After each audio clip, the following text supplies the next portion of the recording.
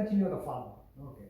So the next question that often comes up is that how is it that two ragas, which are largely alike in terms of the notes that they use, yet they sound nothing like each other, right? So that is the beauty of the classical music system, I would say, right? So two very important ragas in the system of Carnatic music are Shankarabharanam, which is the equivalent of the major scale of Western music, and Kalyani, right? These two ragas have six out of their seven notes are exactly the same, which means if the notes alone could give that raga the identity, 87% of the time you should be confused when Shankarabharanam or Kalyani is being played. But that never happens. Even fairly new beginners to Carnatic music are immediately able to tell that these two are different. They may not know the name. They may not know that, hey, this is called Shankarabharanam or this is called Kalyani. They may not know the name. Yet they never get confused, right? They never get confused that these two ragams are made up of similar notes. Why is that? So the analogy I would use here is in terms of dishes is basically two very well-known staple foods of Indian cuisine: the idli and the dosa.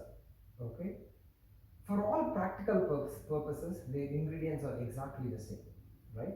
They are made up of a batter of lentil and rice and salt, and then the ingredients are like pretty much the same. In fact, in most households, I think the same raw batter is actually used to make both. Yet, when the finished product comes out, when the dish comes out, they look nothing like each other, they taste nothing like each other, the texture is nothing like each other. Why? What is different? What is different between the two? The cooking methods are completely not overlapping, right? So idlis are steamed, dosas are like sauteed in a pan, so they have nothing in common at all. Similarly, when you look at Kalyani and Shankarabharanam, right, the gamakas used, the ornamentations used are almost not overlapping, right? So they do not end up suggesting one another at all. And that is where the mastery in rendering these gamakas comes into play. Because if you apply the wrong gamaka to these notes, you will end up suggesting the other raga because the note positions are exactly the same, right? So here's an attempt, okay? I may not be very good at this, but I'll try. So let's take the note. So the notes in the ragams are sa, re, ga, ma, pa, da, ni, sa. That's Shankarabharanam. Sa, re, ga, ma. The ma alone is different in Kalyani. Pa, da, ni, sa. Those are the notes in Kalyani, right? But let's not even attempt to go near the ma. If you were to sing Kalyani just in the upper half of this raga scale, pa, da, ni, sa, Kalyani would be saying pa, da, ni, sa, pa, da, ni, sa, re, sa, ni, da, pa, pa, da, ni. So the da is pulled from the pa, the ni is pulled from the da. So if you play an instrument, or if you have a friend that plays an instrument, especially a stringed instrument, if you watch them play these ragas, you will see, visually you can see where each note is being pulled from and how they are actually being approached, right? So that is what gives that unique color to that raga. So there is no confusion between an idli and a dosa. There is absolutely no confusion between a Shankarabharanam and a Kalyani. That's the beauty of this system of music, right? So another example I would use, again, two fairly popular ragams from the Carnatic music genre. So let's see if you can actually make out the differences here, right? So the first raga, sa, re, ga, ma, da. Okay, I'm not finishing the whole thing. We'll just stop here, right? Sa, re, ga, ma, da. Okay, if you know the name, good. So the exact same notes I'm going to use. So the note positions that were originally used in that original raga, sa, re, ga, ma, da. Those are the note positions, right? I use the same note positions, and let's try to make another raga out of it, right? Sarre ga ma da, sarre ga ma da. First one, sarre ga ma da. Second one, sarre ga ma da. If you know the names of these two ragams, the first one is called Aboghi. The second one is called Sri Ranjini. Why is it that? Why is that the two sound different? Why is it that you don't get confused between these two? So Aboghi, the Sarigama when it's rendered, I basically rendered it Sarigama. I'm saying ga, I'm articulating the word ga, the consonant ga.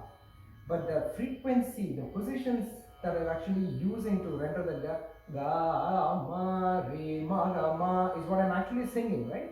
So the ga is never rendered flat like ga, no. Ga, ma, re, ma, ga, ma, da. I'm saying da. Da, da, sa, da is what I'm actually singing there, right? Da, sa. That is what is Aboghi, right?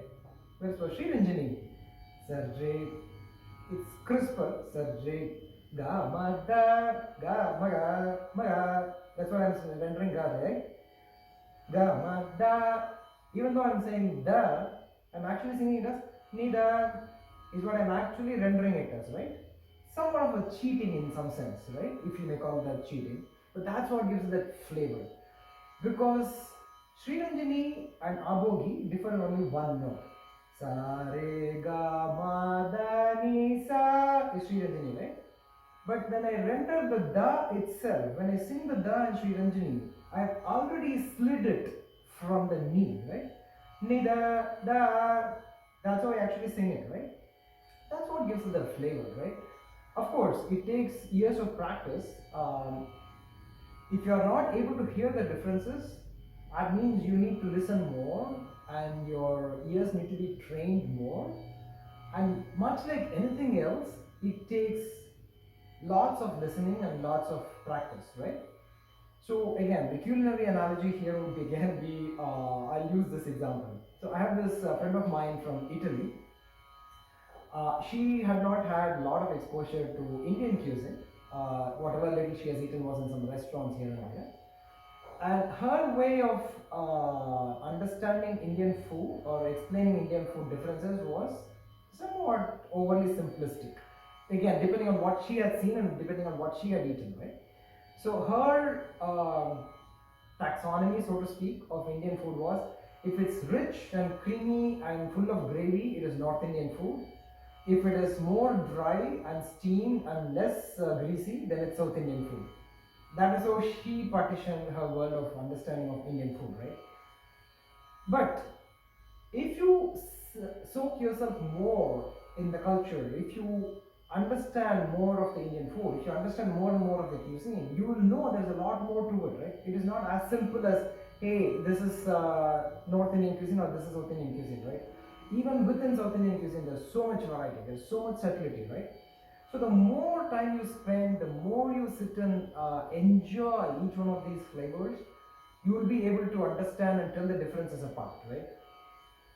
Simple things. I think even if you take something as simple as, say, the sambar is the example that I often quote all the time, right?